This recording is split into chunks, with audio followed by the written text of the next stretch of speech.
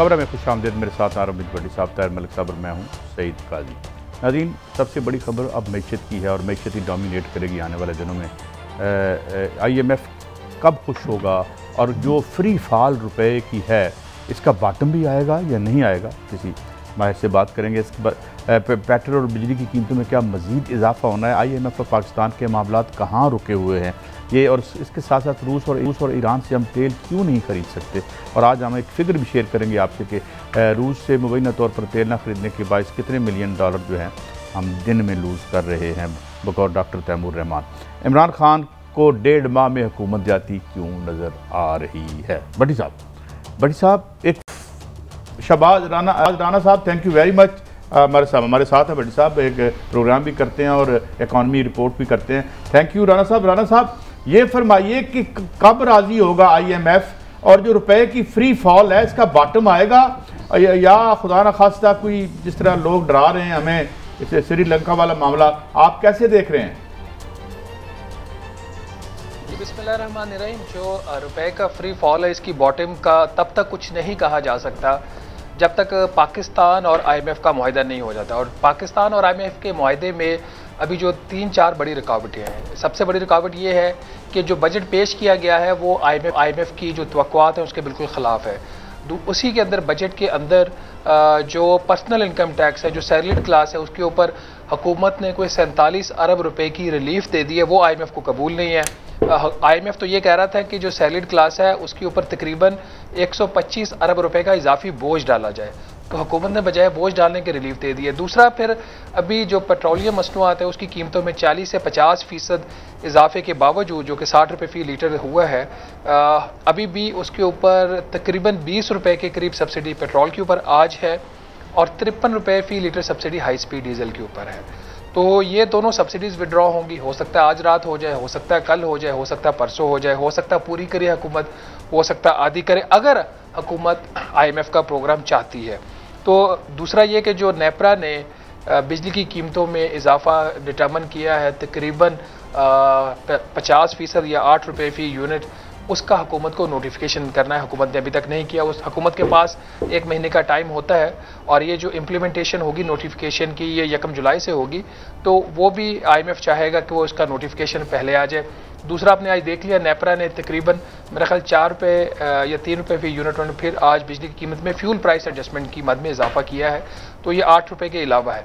ये वो सारी चीज़ें हैं बड़ी बड़ी जो इस वक्त पाकिस्तान और IMF के मुआहिदे में रुकावट है और इसी वजह से स्टॉक मार्केट भी स्टेबल नहीं हो रही, रुपया है वो भी मुस्तहकम नहीं हो रहा और हालात जो हैं वो काफ़ी पेचीदा हैं। और हुकूमत जो है जिसने मुश्किल फ़ैसले करना शुरू किए थे, जो कि मुश्किल फ़ैसलों में आसान तरीन फ़ैसले थे, जिसमें पेट्रोलियम मसनूआत की कीमतों में इजाफा करना है, तो वो लग रहा है कि एक दफ़ा फिर थोड़ी सी उसके अंदर एक सेकंड थॉट आई है कि ये जो मजीद कीमतों में इजाफा। बिस्मिल्लाहिर्रहमानिर्रहीम। राना साहब माफ़ी चाहता हूँ, मैं आपको रोकूंगा। एक तो इसका मतलब है आप जो फरमा रहे हैं अभी तक IMF के साथ मुआहिदा हुआ ही नहीं और उसके बावजूद 60 रुपये कीमत बढ़ गई है। मैं ठीक कह रहा हूँ इतना मोहतरम भाईजान?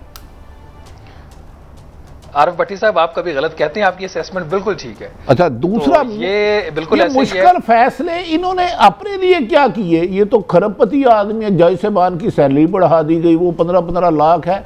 मुश्किल फैसले तो मेरे और आप शहरियों के लिए हुए जो बेचारे की इनकम लाख, 1.5 लाख है, 2 लाख है। ये मुश्किल फैसले उनके लिए हुए कि हुकूमत के लिए?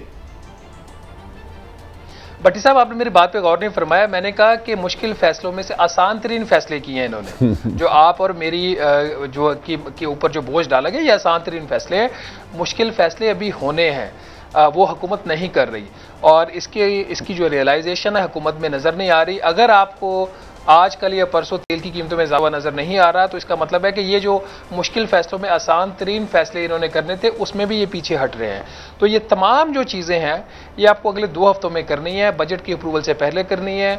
अगर नहीं करते तो काफ़ी मुश्किलात है। इसमें एक जो प्रॉब्लम यह है कि जो आप फरमा रहे थे कि IMF के साथ मुआहिदा तो बिल्कुल नहीं हुआ और हुकूमत वही गलती दोहरा रही है जो साबिक वज़ीर ख़ज़ाना असद उमर साहब ने दोहराई थी कि IMF का मुआहिदा हाथ में पकड़ने से पहले ही उन्होंने वो काम करना शुरू कर दिया था जो IMF ने कहा था। ये काम तो आपको करना है, लेकिन इसके करने का जो बेहतरीन तरीका होता है वो ये होता है कि एक हाथ में आप मुआहदा पकड़ते हो और दूसरे हाथ में आप नोटिफिकेशन पकड़ते हो। ये लो नोटिफिकेशन और ये मुआहदा हो गया, ये काम नहीं हो रहा। तो हुकूमत को अपनी स्ट्रेटेजी को थोड़ा सा बेहतर करना है और उसके बाद ये जो जितने भी अहम जो इन्होंने फैसले करने हैं वो करें और आगे बढ़े। अगर नहीं होते तो फिर जो अच्छा राणा साहब, मैं आपसे थोड़ी सी रहनुमाई चाहूँगा, क्योंकि जरा रिपोर्टर की ज़बान में, तो मैं भी एक रिपोर्टर हूँ। अगर शराइत IMF से एग्रीमेंट नहीं होता और कीमतों में भी इजाफा हो गया है पेट्रोल की, बिजली की, तो देन आप क्या देख रहे हैं पाकिस्तान का खुदा ना खास्ता फ्यूचर कोई ख़राब तो नहीं नज़र आ रहा? भट्टी साहब, आप सारे फैक्टर्स को अगर एक साइड पे कर दें ना, देखिए 60 रुपये जो पेट्रोल की कीमतों में इजाफा करने के बाद 3 जून को आपकी जो सब्सिडी थी पेट्रोल के ऊपर वो 9 रुपये थी। आज और आप और मैं जब ये बात कर रहे हैं तो वो 19 रुपये हो गई है। क्यों 19 रुपये हो गई है कि इस दौरान दो चीज़ें हुई। एक ये कि आपके रुपए की कदर में मजीद कमी हुई और दूसरा ये हुआ कि आलमी मंडी में तेल की कीमतें बढ़ गई। तो अगर आलमी मंडी में तेल की कीमतें आप इसी लेवल पे भी रखें, नीचे ना भी जाएं और ना भी बढ़ें, और अगर आपका रुपया बेकाबू हो जाए, जो कि हो जाएगा अगर मुआहिदा नहीं होता, क्योंकि इस वक्त आपके जो गैर मुल्की ज़र मुबादला के ज़खायर हैं वो 9 अरब डॉलर के हैं, ठीक है, और आपकी बड़ी अदायगियाँ इस महीने आ रही हैं।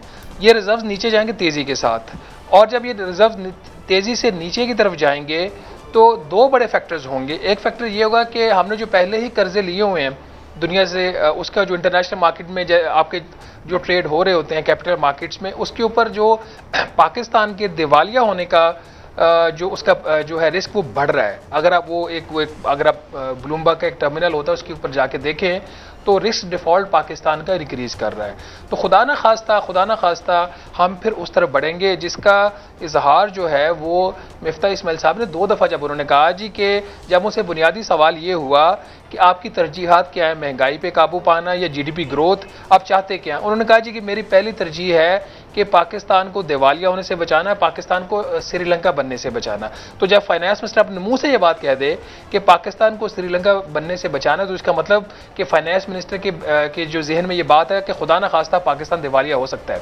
अब मसला ये है कि हमारे अंदर एक जो पिछले 70 साल से एक बात हमारे दिमागों में बिठा दी गई है कि Pakistan is a too big country to fail, कि हम इतना अहम मुल्क हैं दुनिया का कि हमें कोई ना कोई बचाने आ जाएगा, हो सकता आ जाए। लेकिन दुनिया भी देख रही है कि आपकी जो जियोपॉलिटिकल जो आपकी इस वक्त पोजीशन है पाकिस्तान की, अब दुनिया 2 कैंपों में बढ़ चुकी है, पाकिस्तान इस वक्त कहाँ पे खड़ा हुआ है। तो बहुत सारे ऐसे फैक्टर्स हैं जो ये बात तय करेंगे कि पाकिस्तान का इकोनॉमिक मुस्तकबिल क्या है, पाकिस्तान का जो ओवरऑल पॉलिटिकल फ्यूचर क्या है, पाकिस्तान की जो जियो स्ट्रेटेजिक पोजीशन है वो कितनी अहम रहती है या नहीं। राणा साहब, मैं एक ब्रेक की तरफ जा रहा हूँ, वापसी पे एक और सवाल आप पूछेंगे कि जो 2 ही ऑप्शन है, या महंगाई का बम लोगों पे फेंका जाए या दिवालिया होंगे, या कोई तीसरा रास्ता भी है। एक ब्रेक के बाद हाजिर होते हैं।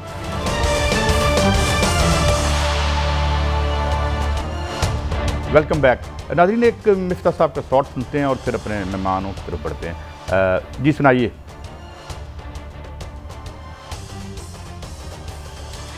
पहला टारगेट हमारा जो है वो फिस्कल कंसोलिडेशन है। पहला टारगेट हमारा जो है वो मुल्क को ऐसी नहज से हटाना है जहां पे इमरान खान छोड़ के गया है। पहला टारगेट हमारा ये है कि हम श्रीलंका तक ना चले जाएं। हमको पहला टारगेट अपने मुल्क की फाइनेंस को बचाना है।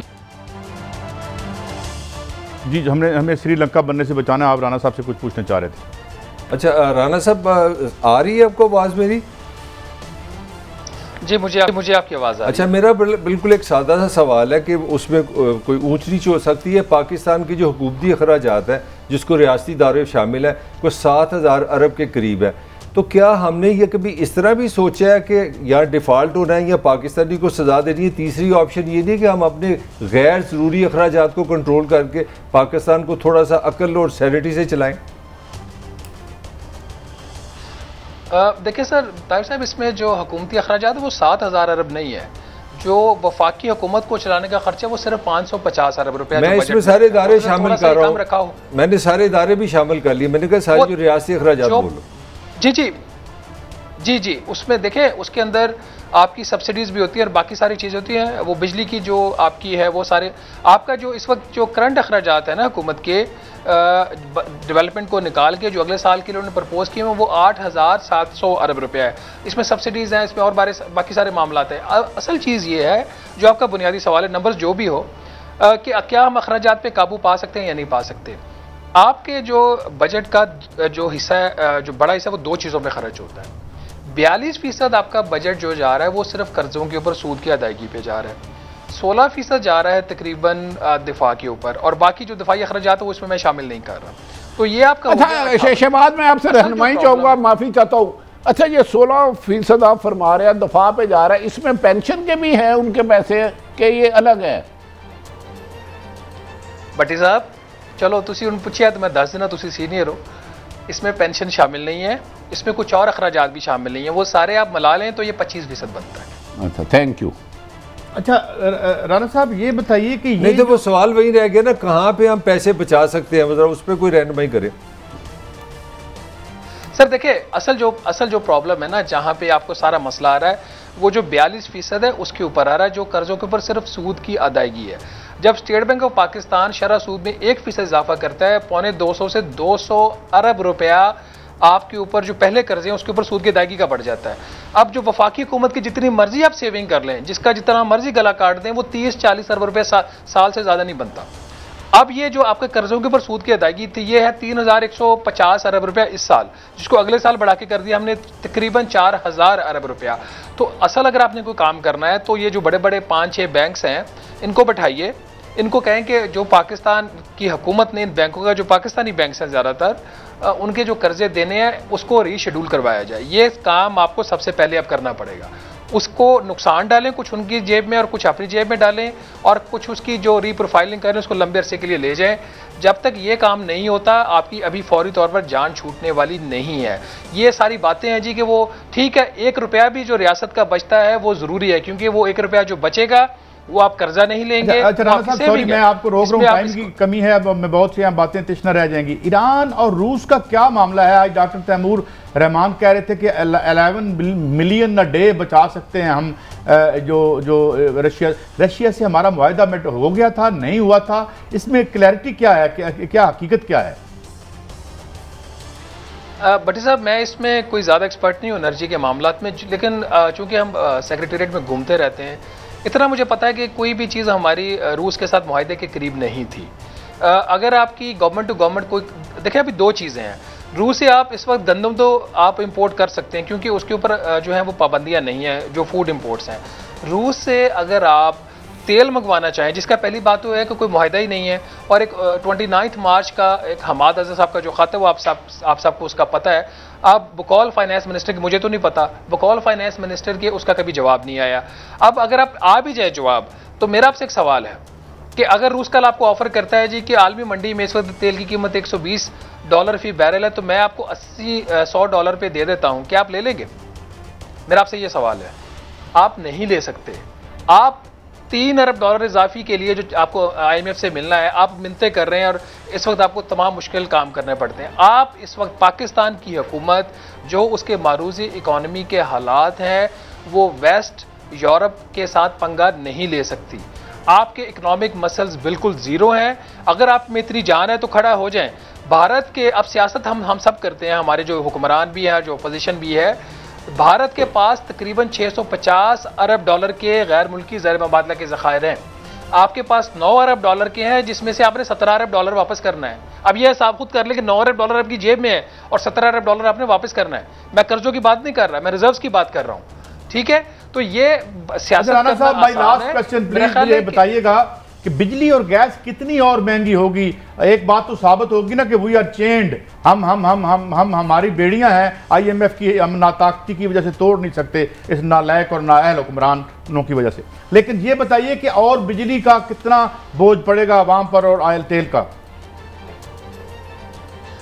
भट्टी साहब, एक तो तेल की कीमतें मेरा ख्याल आपको पता लग जाएगा 2 दिन में। ये अगर इनमें वो सियासी इनमें थोड़ी सी बसीरत है तो उनको ये फैसले करने पड़ेंगे। वो तकरीबन 20 रुपए की फ़ी लीटर इस वक्त पेट्रोल के ऊपर सब्सिडी है, ये पूरी विड्रॉ करते हैं, याद ही करते हैं, वो आपको पता चल जाएगा। डीजल के ऊपर इस वक्त 53 रुपये फ़ी लीटर सब्सिडी आज के दिन। दूसरा, बिजली का 47% 47% या 8 रुपये फ़ी यूनिट नेपरा ने उसकी मंजूरी दी हुई है। हुकूमत ने उसको 1 जुलाई से नोटिफाई करना है, तो 8 रुपये ये है। इसके अलावा 5 रुपये वो है जो इमरान खान साहब ने सब्सिडी दी थी, 5 रुपये फ़ी यूनिट, वो भी ख़त्म हो जाएगा 30 जून को। तो 8 और 5 13 रुपये। तो 16 रुपए का इस वक्त जो इफेक्टिव तो यूनिट 12 रुपए का ना, आपने वो 5 रुपए की सब्सिडी दी हुई है, तो 12 रुपए के ऊपर आपने 13 रुपए इजाफा करना है, कोई 110% बिजली की कीमत बनती है। अगर वो 5 को आप माइनस भी कर दें, जो कि है आपको करना पड़ेगा, तो 50% है। दूसरी चीज़ ये, गैस का कोई तकरीबन 40% मिनिमम आपको इजाफा करना है, जो ओगरा ने डिटर्मिन कर दिया है। तो ये तो वो चीज़ें हैं जो आपको करनी है। शहबाज, पेट्रोल कितना हो जाएगा आसान लफ्जों में, आप जैसे रिपोर्टर से ना मैं ज़रा आसानी से, ताकि लोग कितने का लीटर चले जाएगा? फिलहाल 210 है, आप जो समझते हैं कि ये अगर IMF की शराइत मानी जाए। अगर आप भट्टी साहब अगर इसकी सिर्फ सब्सिडी खत्म करें तो आज की तारीख में ये 230 रुपये फी लीटर होगा। उसके ऊपर मिफ्ता इस्माइल साहब ने 50 रुपये फी लीटर पेट्रोलियम लेवी भी कर दी है, तो ये 280 हो गया। उसके ऊपर 280 के ऊपर 17% GST अगर हुकूमत लगाए तो ये को 35-40 रुपये वो है, तो ये को 320 का बनता है। लेकिन 50 और 40 90 आपको अगर सब्सिडी आप सिर्फ ख़त्म करते हैं तो कल की तारीख में ये तेल जो है आपका ये 230 रुपये फी लीटर होना चाहिए। मैं अभी टैक्सेस की बात नहीं कर रहा, वो IMF आपसे करवाएगा जुलाई से। अच्छा, मेरी एक आखिरी रहनुमाई कर दें। Ex prime minister Imran Khan साहब रोजाना कहते हैं ये डर रहे हैं, टाप काँप रहे हैं, मेरी रूस से डील हो गई थी 30% कम पेट्रोल लेने पर। तो आप फरमा रहे हैं इस किस्म का कोई एग्रीमेंट ही नहीं हुआ, तो फिर ये पॉइंट स्कोरिंग है सियासी? सर वो एक होती है जिसका सबसे ज़्यादा हम पे वो इल्ज़ाम लगा पिछले 4 साल में, फेक स्टोरी का। ये जितनी फेक खबरें ये हुक्मरान देते रहे हैं ना, उसमें भी एक फेक स्टोरी है कि आपका आपका उसके साथ रूस के साथ मुआहदा हो गया। कम से कम ना मैंने कोई ऐसा कागज़ देखा है और ना कोई ऐसा कागज़ PTI की जो है जमात वो सामने लेके, सिवाय उसके जो हमाद अजहर साहब का ख़त है। आप इस तरह की 100 चिट्ठियाँ लिखते रहते हैं, इसकी कोई वैल्यू नहीं है। अच्छा राना साहब, माई लास्ट क्वेश्चन, एक तो ये LCs का वो आप फ्रंट 100% मार्जिन मांग रहे थे, उस पर क्या होगा और डॉलर कहाँ ठहरेगा आपके ख्याल में? सॉरी, 100% मार्जिन किसकी बात कर रहे हैं, मुझे समझ LCs पे था कि हमें खबर आई थी, आपके अखबार में लगी थी कि ये KG वो जो LCs खोलने के लिए पहले 10-15 या 20% पैसे दे, बाकी का गारंटी बैंक की। उन्होंने कहा हम बैंक की गारंटी नहीं मांगते, 100 रुपये पूरा 100% रखें। उसके हवाले से है आपके पास कोई डिटेल? ये प्रॉब्लम जी, ये द न्यूज़ में भी खबर आई थी। बेसिकली बात यह है कि जब आपके क्रेडिट, जैसे मैंने शुरू में कहा ना कि आलमी मंडी में जो आपका बॉन्ड फ्लोट कर रहा है इस वक्त, जो पहले हमने कर्जा लिया हुआ है यूरो बॉन्ड के ऊपर, उसके ऊपर अगर 20% डिस्काउंट चल रहा है तो दुनिया समझती है कि पाकिस्तान डिफॉल्ट कर जाएगा। अगर किसी ने $100 का आपका बॉन्ड खरीदा हुआ है तो उसको वो $80 पे अगर बेच के निकलना चाह रहा है $20 का नुकसान करके, तो इसका मतलब है कि आपके दिवालिया होने के चांसेस हैं। जब इस तरह की सूरत हाल होती है तो फिर आपकी LCs खुलती नहीं। अगर खुलती हैं तो उसके ऊपर प्रीमियम आएगा। जो काउंटर एक LC एक फॉरेन कंट्री ने खोलनी होती है, फॉरेन बैंक ने एज अ प्राइवेट बैंक, वो आपकी नहीं खुलती, उसकी प्रीमियम कॉस्ट या खुलती नहीं या बहुत बढ़ जाती है। दूसरा, डॉलर की प्राइस के ऊपर मैं स्पेकुलेट नहीं करूंगा, मार्केट्स पहले ही बहुत ज़्यादा आपकी जो इस वक्त पहले की सूरत हाल में, लेकिन हालात अच्छे नहीं हैं। बहुत शुक्रिया राना साहब, आपने वक्त निकाला और हमें खबरें भी दी, साइट भी दी। जी मलिक साहब, आप बहुत देर से खामोश हैं, मैं आपसे, क्योंकि इकॉनमी पे आप बात करते रहते हैं। अब तो वही है कि मतलब है कि इस मुल्क को बचाने के लिए अवाम पर महंगाई का एक बहुत बड़ा पहाड़ तोड़ना पड़ेगा। ये जो अभी तक बिल्कुल सिंपल सा एक सवाल का जवाब है। $20 अरब का हम ना तेल लेते हैं, पेट्रोल लेते हैं, और ये खूबसूरती सिर्फ पाकिस्तान में इतना जुल्म हो सकता है, दुनिया में कई इतनी इंसैनिटी मैंने नहीं देखी। उसका क्रेडिट पीपल्स पार्टी को भी है, नून को भी, जो आपने जब आपने ये फैसला कर लिया कि आप डॉलर से बिजली बनाएंगे, ज़रा इसी में 1 मिनट मुझे सुन ले, आपको सारी बीमारी की समझ आएगी। जब हमने फैसला कर लिया कि हमने आबादी बढ़ानी है और हमने पब्लिक ट्रांसपोर्टेशन की बजाय मोटरसाइकिल और कार का कल्चर लेके आना, हमने ये फंदा तैयार किया बड़ी मेहनत से 35 सालों में। हमने सारा पाकिस्तान को डिपेंडेंट कर दिया पेट्रोल पे। पेट्रोल का मतलब है US डॉलर हमारे पास है ही नहीं है, सीधी सी बात है। हमने अपने दरियाओं से पानी से बिजली बनाने का फैसला नहीं किया। हमने अपने शहरों को बसों से, वैगनों से चलाने की कोई मनसूबाबंदी नहीं की। हमने आबादी रोकने की कोई पाबंदी नहीं की। ये हो सकता है आप मेरे से डिसएग्री करें, मैं समझता हूँ हमारे हुक्मरान सब पे ये मुकदमा बनता है 302 का, पाकिस्तान के कत्ल का। ये 3 पॉलिसी जो है ना, आपने आबादी नहीं रोकी, आपने तेल से बिजली बनाने का फैसला किया और आपने पब्लिक ट्रांसपोर्टेशन की बजाय पर्सनल ट्रांसपोर्टेशन लेके आए। काजी साहब, हम इस फंदे में आ चुके हैं और ये आप गलतफहमी से निकाल लें, ये इमरान ठीक करेगा या नवाज ठीक करेगा, ये ठीक नहीं होना पड़ेगा। आपको फंडामेंटल चेंजेस करने पड़ेंगे। आपसे सवाल है, मैं जरा एक मलिक साहब से, एक तो राना साहब, शहबाज साहब ने बड़ी मेरे लिए नई बात है, इमरान खान साहब रोजाना शोर मचाते हैं कि ये अमेरिका से डर के नहीं ले रहे, मैं होता तो ले लेता। वो तो कह रहे इस मुआहदे का एग्रीमेंट का वजूद ही कोई नहीं है। मुझे जरा की दूर करना, बड़ी खूबसूरत बात, इसका तो वजूद ही नहीं है, तो कौम को गुमराही का ठेका ले लिया। आगे भी सुन ले, आगे मैं आपको ऑथेंटिक बात बता रहा हूं। रूस की जो ऑफर है ना वो डॉलर में नहीं, आपको रूबल देने पड़ेंगे, ये उनकी पहली पहले तो एग्रीमेंट सुन लेना, वो है ही नहीं। आगे भी सुन ले, रूस का जो तेल है उसमें सल्फर ज्यादा है, वो वैसे ही सस्ता होता है। ये खान साहब बस खान साहब में बड़े बंदे, ये उन मैं बस लास्ट एक फिक्र है, ये रूस का तेल हमेशा मार्केट में सस्ता यार, इसको मारे गोली। एक तो मैं मेरा मतलब ये है कि मैं कह रहा हूँ आप ये जाकर चीज रहे, आपके तो एग्रीमेंट है ही नहीं। बात आपने राणा साहब की मिस की है। उन्होंने कहा है तुम्हारी इस रूलिंग इशराफिया की औकात नहीं है कि आपके मफाद में किसी मुल्क से कोई मुआहदा कर सके, ये कह के गए हैं वो। मुझे भी बात खत्म करने देना। ईरान का इस वक्त जो वजीर है वो वहां मौजूद है, उनके साथ दोबारा डील करने के लिए सस्ते तेल के लिए, और वो इंडियन रुपी में खरीदेंगे। ये नालायक नाअहल आपकी इशराफिया और एन ब्लॉक सारी की सारी ये आपके मफाद में कुछ क्या मसला है? रूस को एक टेलीफोन करो, वो मार्केट में बैठे हुए हैं, हट्टी खुली हुई है, और मुआहदा कर लो। मुआहदे के लिए कुछ और आप आखिरी बात, और आप कहते थे कि हम इनको लेके आएंगे तो ये तो बड़े प्यारे हैं वेस्ट के। भट्टी साहब की सुन, एक तो नंबर एक इसको लेके आए थे, उसको लेके आए थे ना, ये इमरान खान खुद आया था, इसको भाई लोग लेके आए थे, इनको भी ले आए, ये तो पहले असलियत आ गई ना। दूसरी बात, मैं तो ये कह ही नहीं रहा, मैं कह रहा हूं कि मुझे अफसोस है कि ये पॉइंट स्कोरिंग करते जा रहे हैं, पॉइंट स्कोरिंग करते जा रहे हैं। पेट्रोल असल बात ये 310 पे जा रहा है काजी साहब, इससे मुश्किल वक्त ये गरीबों का शुरू होगा। आपके यहाँ पाइपलाइन ईरान लेके आया हुआ था, जो जरदारी साहब ने मुआहदा किया था, आपने आगे क्यों नहीं बनाई? इंडिया जाके मुआहदे कर रहे हैं। भट्टी साहब ये मुश्किल वक्त नहीं, ये अजाब है, खुदा की कसम ये अजाब है। एक आम आदमी को सामने रखें, अल्लाह ताला ने आपको पोजीशन दी है। मुझे बताएं ये 300 रुपए पे पाकिस्तानी जिंदा रहेगा? बस इसका जवाब है ना। दूसरा उन्होंने क्या कहा जो आपने 330 कह रहे हो कि आप रूस से लोगे कि आपके पास 900 आपके पास रिजर्व रह गया, आपके पास तो पैसा नहीं है, अब लोगे कहां से, खरीदोगे कहां से? यही श्रीलंका, तो मैं कह रहा हूं कि इसका मतलब है श्रीलंका बनाने की बुनियाद काफी अर्से से डल गई है। साहब ठीक आप कहते हैं श्रीलंका की बुनियाद, मगर बात यह है कि जब रियासत को आप भिखारी बना दें और खुद आप अरबों डॉलर पर बैठ के हुक्मरानी कर रहे हो, तो फिर ऐसी दुनिया बनती है। यही होता है, आपकी पाँव की बेड़ियां होता है वो माल जो आपने बाहर छुपा के रखा होता है, और आप आवाम 22 करोड़ लोगों के खिलाफ काम करने पर मजबूर होते हैं। मुझे एक फिक्र की इजाजत, हम तीनों पाकिस्तानी बैठे ना, मुझे कितने दुख की बात है आज की पंजाब असेंबली में लड़ाई हो रही है कि हमारे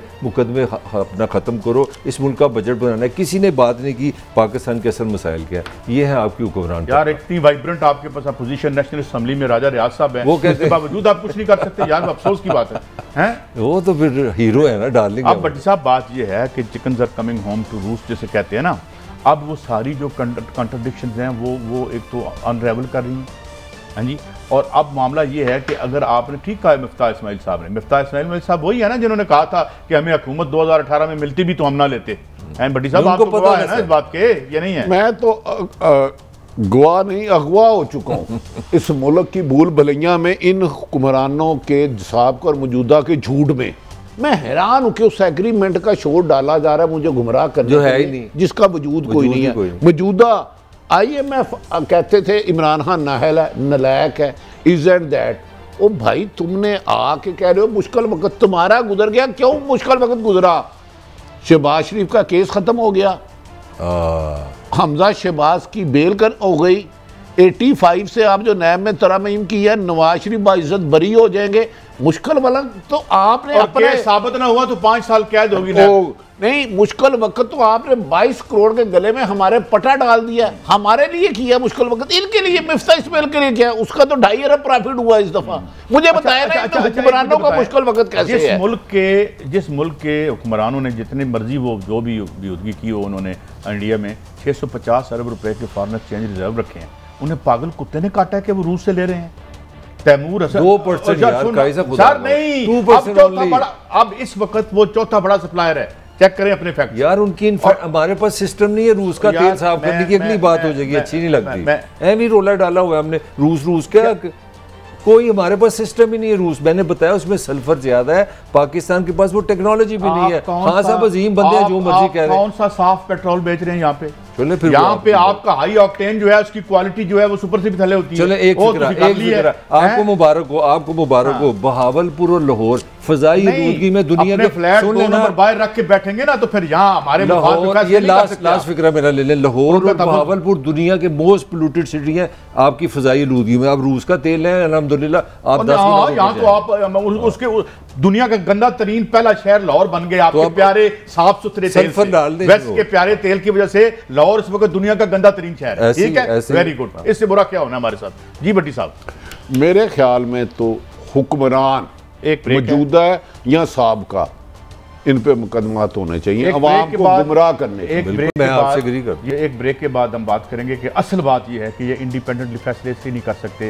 कि इनके अकाउंट, इनकी बाहर की जदादें, इनकी बेड़ियां हैं, ये हमारे मफाद में कोई काम नहीं कर सकते। ये हो पिछली हुकूमत हो या कोई हो, ये सब एक हैं। एक ब्रेक के बाद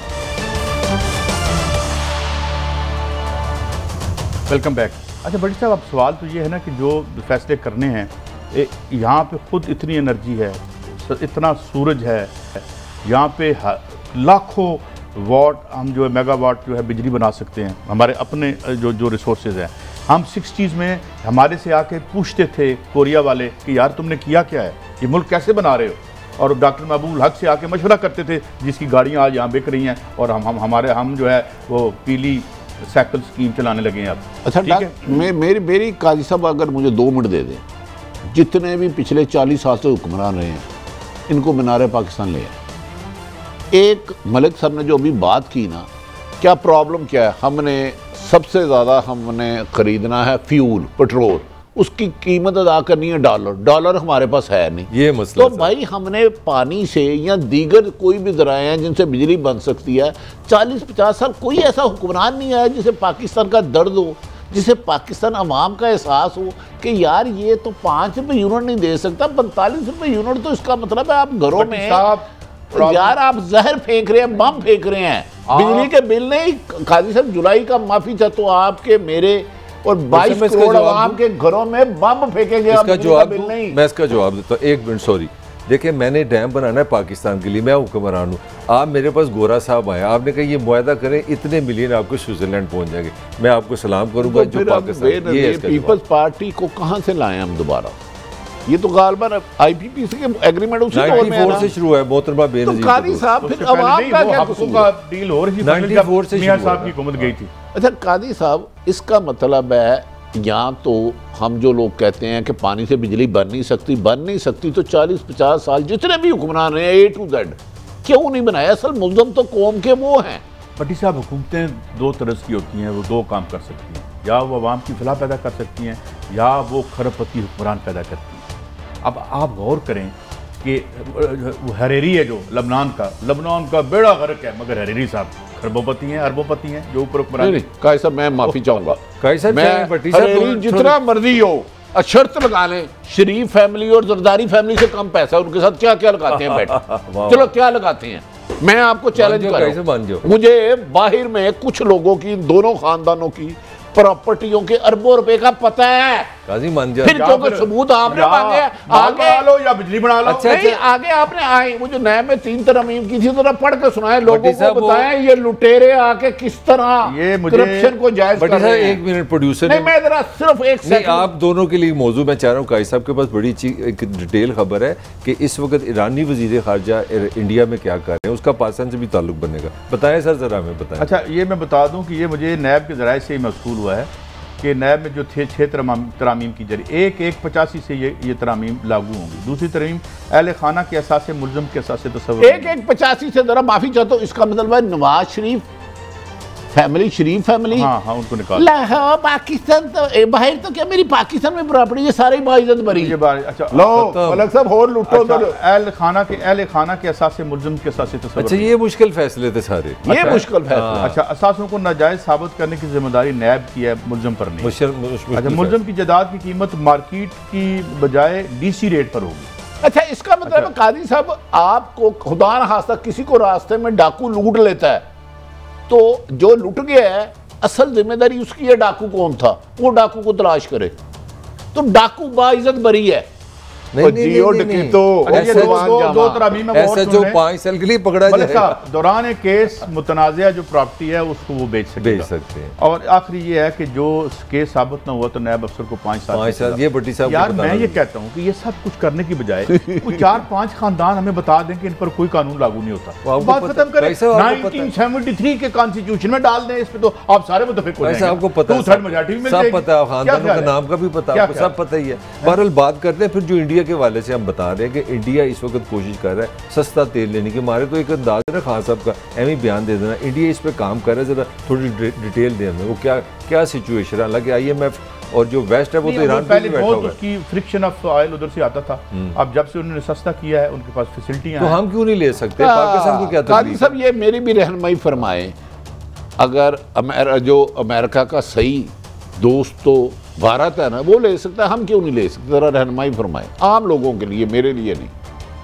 देखें भट्टी साहब, बात यह है कि आपके हुक्मरान तबके में इतनी सख्त नहीं है, इतना विजन नहीं है। इनका ही दो पैसे के मफादात से बंधे हुए लोग हैं। यार तुम तारीख में रहते हो, तारीख बना रहे हो, एक हुक्मरान बन जाते हो तुम, उसके बाद क्या होते हैं पैसे? क्या होते हैं फिर? क्या होता है पैसे? मतलब मैंने केरला का 3 दफ़ा का चीफ मिनिस्टर या 2 दफ़ा का चीफ मिनिस्टर जो है एक छोटे से मकान में नंगी चारपाई पे लेटा हुआ था। मतलब ये है ना, ये सोच और जब आप इस करियाना सोच को ले आते हैं सियासत में तो फिर सियासत। अच्छा काई साहब, एक बात बताऊँ आपको, आपके सरकारी इदारों का ये हाल है कि चीफ इलेक्शन कमीशन है जो इस वक्त नून लीग का कोई मेरा ख्याल पर्सनल सेक्रेटरी है या क्या है, उसने अपने भाई के लिए सरगोदा में सारी कर दी।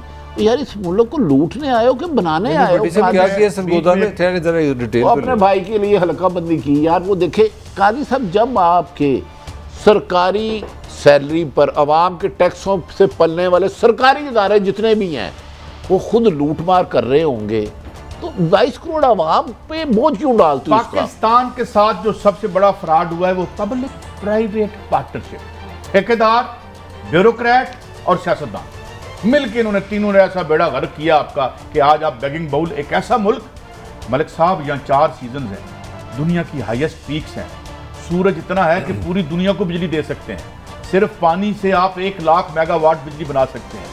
यानी ये दुनिया के खूबसूरत तरीन लैंडस्केप। मेरा एक सवाल बनता है, और तो आखिरी दुनिया के जरखेज तरीन जमीन हमारी है और इसको उन्होंने बेकारी बनाया और हुकूमत की मौजूदा ये तो तारीफ करे ना, 12-12 घंटे लोड शेडिंग कर रही है। आप सख्त गर्मी है, हमारे घरों में पसीना आएगा, हमारी बाल्टियों में पानी भरेगा तो बिजली बनाए हम सब मिलके। हुकूमत पे क्यों? भट्टी साहब आप एक इल्ज़ाम है मेरा, उसका आपने जवाब देना, हमारे लीडर नहीं है। मुझे बताएं, जब ये सारा कुछ 40 साल से पाकिस्तान से हो रहा है, मीडिया ने क्यों नहीं बताया कि ये क्या पाकिस्तान के साथ हो रहा है? आपने डैम नहीं बनाया, इसमें मीडिया की भी आप इसके बताएं जवाब। मीडिया ने आवाम को क्यों नहीं बताया? मीडिया का तो देखे नून लीग के अपने साफी हैं, इमरान खान साहब ने तो बेड़ा ही गर्क कर दिया हमारा। मीडिया बेचारा क्या करे? ये काजी साहब, आप हजारों केस मौजूदा हर टीवी का एंकर करप्शन पे, महंगाई पे कर चुका है। फैसला इंप्लीमेंट तो हुकूमतों ने करानी है, मैं और आप जज और थानेदार नहीं है। मीडिया निशानदेही कर सकता कि पानी से क्यों नहीं बनाया, लेकिन पानी मेरे रात 2 घंटे बिजली गई, मेरे काजी साहब 1:30 बजे से लेकर 3:30 बजे तक रात मैंने बड़ा पानी निचोड़ा है पसीने का, लेकिन उससे बिजली कैसे बनाऊं वो कोई तरीका ही बता दें। अच्छा बड़ा संजीदा मुझे घूर रहे हैं। मैंने साथियों के साथ कोई मीटिंग हुई है खान साहब की या किसी की? खान साहब के अपने साथी अपनी मीटिंग होती है, उधर नवाज क्या तफसील अपनी है? तफसील है उसकी आपके पास? यार 1.5 महीने में घूम जा रही है। बाकी इम्पोर्टेड एस्टेब्लिशमेंट पे बड़े सीख पा, उनका ख्याल है मेरी हुकूमत न्यूट्रलों ने गिराई है और न्यूट्रल्स का वो नाम लेना चाह रहे हैं। अब लेते हैं नहीं लेते मुझे नहीं पता। शरीके गुफ्तगू खान साहब के मेरे 1-2 बड़े प्यारे भाइयों की तरह है साथी, वो खान साहब से मिले थे तो उनके मुताबिक वो तो उनका सारा गुस्सा तो न्यूट्रल्स पे है। अब वो हुकूमत को इतना बुरा भला नहीं कहते जितना न्यूट्रल्स की तरफ। नहीं भट्टी साहब, उन्होंने कहा 6 हफ्ते में हुकूमत खत्म हो रही है, इस पे क्या कहते हैं आप? खैर जी जरा, उन्होंने कहा 6 हफ्ते में ये हुकूमत खत्म हो रही है। सवाल दोबारा रिफ्रेज करके कहता हूँ, कुछ राब्ते सुना है ताकतवर हल्कों के खान साहब से दोबारा हो रहे हैं? देखिए जी, मेरी इंफॉर्मेशन के मुताबिक मुझे 2023 में आज इस वक्त तक इलेक्शन ही नहीं नज़र आ रहा, इसीलिए इमरान खान साहब लॉन्ग मार्च का फैसला नहीं कर रहे। देखें, अमेरिका अगर रजीम चेंज कराता है, इतना इतना पेट्रोल बढ़ा है। हो सकता है खान साहब के राब्ते हों, मेरे इल्म में ऐसी कोई बात नहीं है। मेरे इल्म में है कि इलेक्शन 2023 तक होंगे, क्योंकि मौजूदा हुकूमत और ताकतवर हल्के यूं हैं, बीच में से हवा भी नहीं गुजरती। ये देखिए हवा भी नहीं गुजरती। चले कोई बात नहीं, कभी कभी जिस जगह से हवा नहीं गुजरती दरमियान में से ट्रक भी गुजर जाते हैं। तारीख में हमने ये बड़ी बड़ी कहते मैंने तो निकलना है। अब तुसी कड्डो थे इन्हां नूं बुलाओ, मैं ਇਹਦੇ ਚ राय नहीं देनी, क्योंकि मुझे मेरी इन्फॉर्मेशन कुछ लो यार। अब मैं बिल्कुल आउट ऑफ द बॉक्स आपसे पहले सवाल करने लगा और आपसे बात। राणा साहब ने कहा है कि 330 रुपए तक इन्होंने पेट्रोल लेके जाना है। कितनी मोहब्बत करेगी अवाम आपके हुक्मरानों से, और कितना आसानी से यहाँ हुक्मरानी 2023 तक हो सकेंगे? आप पहले आप भाई साहब, to be honest with you, मैं समझता हूँ पाकिस्तान का जो क्राइसिस है इससे डीपर हो गया। अब ये नून लीग शहबाज शरीफ से लोग आगे चलेंगे। लोगों का ये सवाल बनना शुरू हो गया कि हमने ज़िंदा रहने का भी हक है हमारे पास कि नहीं। मैं आपको मतलब मैं एग्जैजुरेशन नहीं कर रहा, मुझे बता दें, मैं आज हम दफ्तर में बैठे थे ना, हम सारे मिलके बात करते हैं, हमारे जो अपने एडिटर साहब आए, किसी ने सियासी बात की है, आप हैरान रह जाएंगे। आप किसी वैगन वाले से बात कर लें, किसी दुकानदार से, मैं मलक साहब को ना सेकंड करता हूं। अब सियासी जमातों से निकल के ना खत्म हो गई, 22 करोड़ आवाम के हाथों में आ गई है। उन्होंने जिंदा रहना है या IMF का गुलाम बन के 330 रुपए का खरीदेगा? अब ये सियासी जमातों का बस वाला नहीं। अब ये 22 करोड़ आवाम के, उसमें आप भी हैं, मैं भी हूँ, ये भी है, सब है। हम लोग सब कह रहे हैं ना, मैं भी अवाम हूँ। अब ये सियासी जमातों के बस की बात नहीं, अब आना होगा। और जो मुझे खदशा है, अल्लाह रहम करे, गरीब आदमी निकलेगा, लीडरलेस हुजूम होगा, जो भी मजबूत आदमी आएगा उससे पकड़ेगा, थप्पड़ मारेगा, गाड़ी छीनेगा, उसकी जेब से पैसे। मैं अल्लाह से डर के कह रहा हूँ, ये खदशा है। और मैं भाई इसको कोई रिकमेंडेशन भेज रहा हूँ, मैं खदशा जाहिर कर रहा हूँ। हाँ, मायूसी की वजह से आप एक लॉजिकल बात कर रहे हैं। मायूसी, डिप्रेशन, गुस्सा, तनाव, नफसियाती दबाव, लोगों के पास बचे ही कुछ नहीं। अच्छा, एक मैं और बुरी खबर आपको सुनाऊं। ये जो कह रहे हैं ना कि बिजली महंगी करनी है, बिजली महंगी, फ्यूल एडजस्टमेंट क्या है? फ्यूल एडजस्टमेंट क्या है कि मुशर्रफ के ज़माने में इन्होंने काम ये किया था कि हम IPPs को प्रॉफिट डॉलर में देंगे। हाँ, तो वो ये मेरा पॉइंट समझ लीजिए जरा थोड़ा सा। डॉलर जब आपने बिजली महंगी कर दी भट्टी साहब, वो अपनी जगह, उसके बाद आपको एक बिल आएगा, क्योंकि मैंने फेस किया, फिर आएगा जी ये डॉलर की कीमत क्योंकि अब 210 हो गई, तो काका वो पैसे निकाल लो। बड़े साहब, अब मैं आपसे ना स्ट्रेट क्वेश्चन करने लगा हूँ।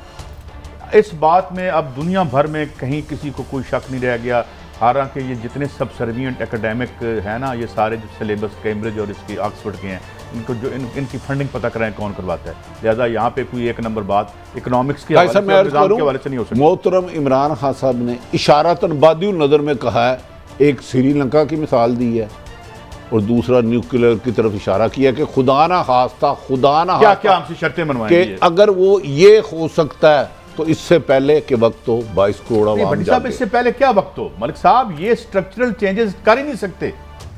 यानी देखिए, आपका निजाम पूरे ग्लोब पे चैलेंज हो गया। अगर अमेरिका बहादुर नोट छाप के वक्त गुजार रहा है और ट्रंप उनके सर पे चढ़ रहा है और $30 ट्रिलियन का उन पर कर्जा खुद हो गया, टेक्निकली वो अगर सुपर पावर और रिजर्व करेंसी ना हो तो वो डिफॉल्ट कर चुका है। इस वक्त सबसे बड़ी आपकी रियासत दुनिया, इसमें इनमें किसी में औकात है कि हम सीरियस स्ट्रक्चरल चेंजेस करके अपनी इकानमी को रिट्रीव करें? मैं आपसे नॉन पॉलिटिकल बात कर रहा हूँ, गुस्सा नहीं निकाल रहा। ये मैं आपको चैलेंज करता हूँ।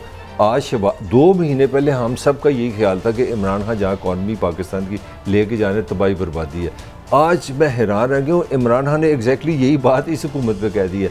पाकिस्तान में स्ट्रक्चरल चेंजेस के बगैर अगर 2 महीने बाद इमरान खान साहब आ जाते हैं, 2 महीने के बाद हमने ये नाना बात की कि पाकिस्तान की हम तबाही की तरफ लेके जा रहे हैं, उसकी वजह सिंपल जो मैं आपको बार बार बता रहा हूँ, काजी साहब आपके पास एक चीज़ है नहीं। आपने दुनिया की 5वीं बड़ी पॉपुलेशन के पाँव है ट्रांसपोर्ट, उसका सांस है बिजली, दोनों चीज़ें आपने डॉलर से जोड़ दी हैं। और आपने किया है, आपने 60% पाकिस्तानी को जाहिल रखा हुआ है। एक्सपोर्ट आप नहीं करते, पैदावारी लागत आपकी बहुत ज़्यादा है, ह्यूमन डेवलपमेंट आपकी इंतहाई नाकस है, दुनिया में आप किसी जगह खड़े नहीं हो रहे। तो मेरा सवाल है कि डॉलर कहाँ है, यही क्वेश्चन है सबसे बड़ा। या आप पाकिस्तान को अंदर से सही करें, लोगों में जब तक नहीं, इस तरह नहीं होगा, तकलीफों से कुछ नहीं होगा। खाक में वक्त जो भी है, ज़रूरी मुल्क है 70% और गंदम बाहर से खरीद रहे हैं। और अल्लाह माफ़ करे, सुना है कि आइंदा गंदम भी नायाब होने जा रही है। हम जा किस तरफ नहीं हैं? आपको प्यारी प्यारी हाउसिंग सोसाइटी अच्छी नहीं लगती जो उस जगह पे बन रही है? इतना हाउसिंग सोसाइटी माफिया मनशियात फरोश से ज़्यादा मजबूत मैंने उसको देखा जालसाजों को इस मुल्क में। कादी साहब, मुझे खदशा है अल्लाह इस मुल्क पे रहम करे, मैं कुछ नहीं कमेंट करूंगा। अच्छा भाई, आप ट्रांसपोर्ट का मसला हल करें, यहाँ पे आप बसेस चलाएं बिल्कुल। और उसके बाद आप जो है, जो अगर कारें आपने अलाउ करनी है तो एनवायरमेंट फ्रेंडली कारें बनाएं। ये 2 नंबर जो इंडस्ट्री बंद करें। मैं एक छोटे ये भाई साहब 6 किलोमीटर गाड़ियां यहाँ पे करती हैं। खान साहब ने भी फरमाया था ना, एक नहीं, 2 नहीं, एक पाकिस्तान, सब कहते हैं ये इतना जालिम हमारा सिस्टम है। इसमें जो गरीब लोग हैं ना, वो 70 सीसी पे जो चिंची है उसमें कितने लोग बैठते हैं?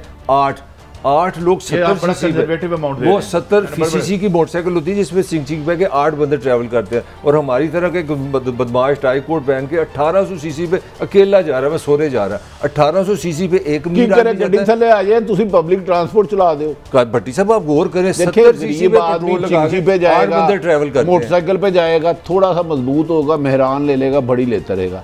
आप पब्लिक ट्रांसपोर्ट बेहतर कर दें, मैं और आप क्यों नहीं आएंगे पब्लिक ट्रांसपोर्ट? यही मेरा इशू है कि अगर आप सरकारी स्कूल अच्छे कर दें तो एजुकेशन का बदल कम जाएगा। पानी से बिजली जब आप हेल्थ प्राइवेट डाकुओं को बंद कर दें, सरकारी अस्पताल बेहतर कर दें इलाज, तो सब बेहतर हो जाएगा। लेकिन चंद ख़ानदानों का मुल्क है। हमारे एक दोस्त कहते हैं यहाँ अशराफिया की इकॉनमी चलेगी, यहाँ 22 करोड़ आवाम डूबेगा। तो उनकी चल रही है, 22 करोड़ आवाम डूब रही है।